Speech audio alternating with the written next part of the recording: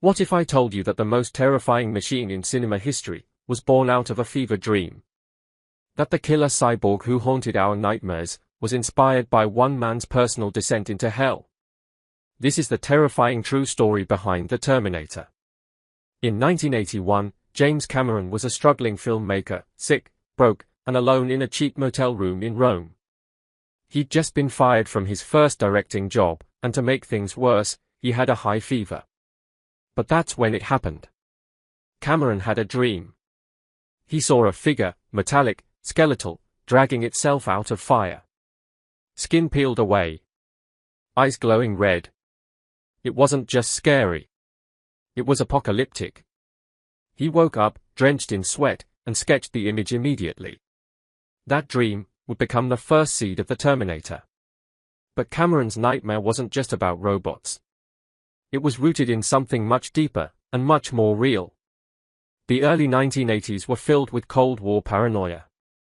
Nuclear annihilation wasn't just a plotline, it was a daily fear. The idea that humanity could create the very thing that would destroy it wasn't science fiction. It was a prophecy. Cameron fused this dread with his own fascination with science, mythology, and horror. He took the fear of machines, the fear of war, the fear of ourselves, and gave it a face, the Terminator. The Terminator wasn't just a villain. It was a symbol, a machine sent back from the future to erase humanity's hope. But behind that cold, expressionless face was something all too human. A relentless force. No emotion. No remorse. No fear. But also, no choice. Just programming.